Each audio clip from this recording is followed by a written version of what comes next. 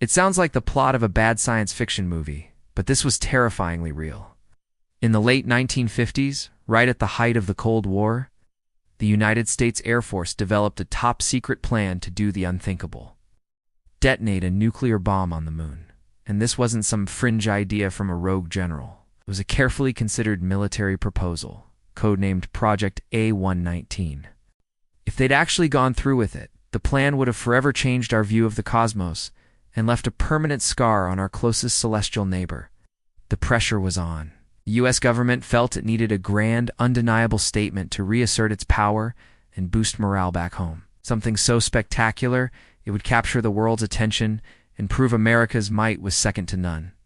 The team first thought about using a powerful hydrogen bomb, but it was just too heavy for the rockets they had back then.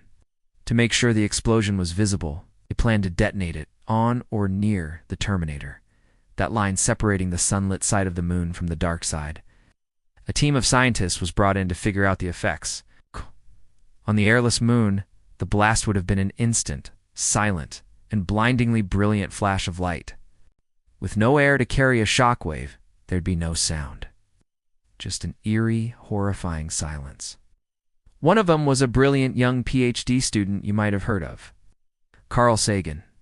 His job was to model how the dust cloud from the explosion would expand.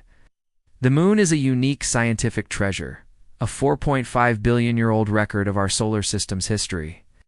Nuking it would destroy part of that record and make future study of the area impossible. But it's only one of many declassified secrets from that era. What other wild Cold War plans have you heard about? Drop them in the comments below. 1967, the US, the Soviet Union, and the UK signed the Outer Space Treaty. It was saved not just by treaties, but by the quiet concerns of scientists who knew its value, and by the slow realization that some lines, once you cross them, can never be uncrossed.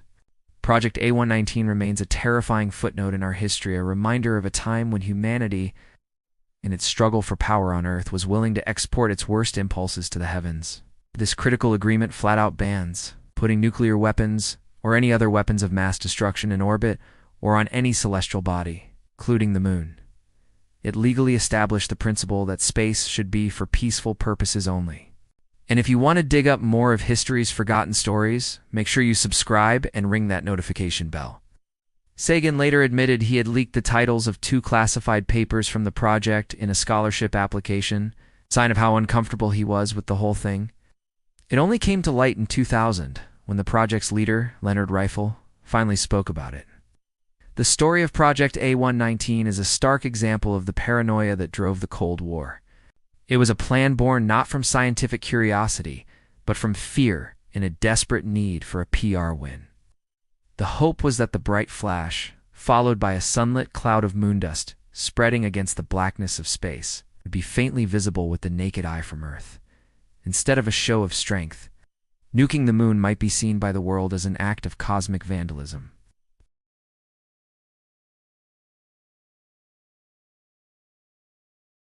This cosmic light show was the entire point to global display of American power.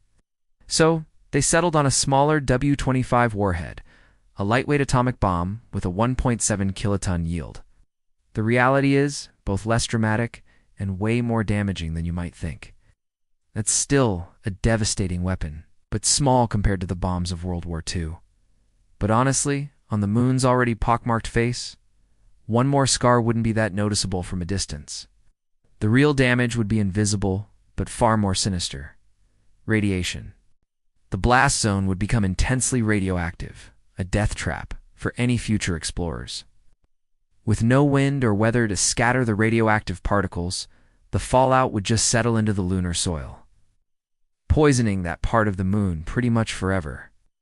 It would have become a permanent toxic monument to the Cold War. And in the anxious halls of the Pentagon, a truly wild idea began to form. They wouldn't just go to the moon, they would attack it. So how on earth could anyone even consider a plan this crazy?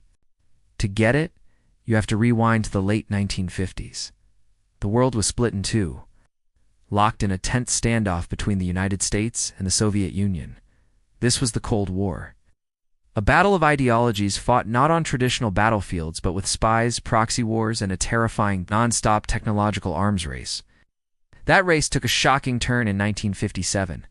On October 4th, the Soviets launched Sputnik 1, the world's first artificial satellite. That tiny beeping sphere orbiting the Earth sent a wave of absolute panic across the United States. To the American public, it was a huge blow to their sense of security and technological dominance. Codenamed Project A119, its main goal wasn't science.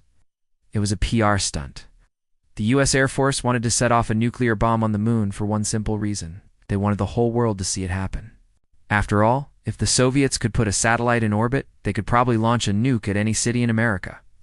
This national ego crisis only got worse when America's first satellite launch, Project Vanguard, ended in a spectacular, humiliating failure, blowing up on the launch pad for the whole world to see. The plan was officially called a study of lunar research flights, a purposefully boring name for such a shocking idea. The idea was pretty straightforward.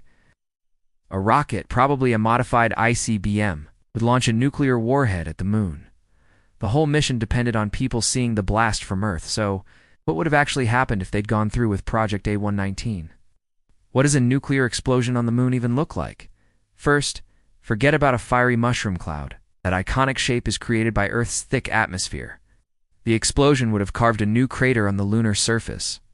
One of the biggest fears people had, then and now, is that a blast like this could knock the moon out of orbit or mess with our tides. Thankfully, that's pure science fiction. The moon is so massive that even the most powerful nuke ever built would barely have tickled it. Our tides would be fine, and the moon would just keep on circling our planet. The direct physical fallout would be stuck on the moon, but the scientific and ethical fallout would have been huge.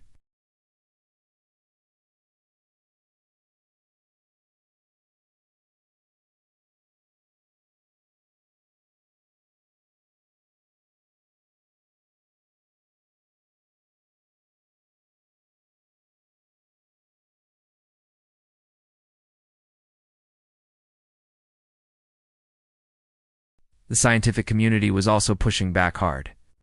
Scientists, including Carl Sagan, were seriously concerned about permanently contaminating the moon's pristine environment.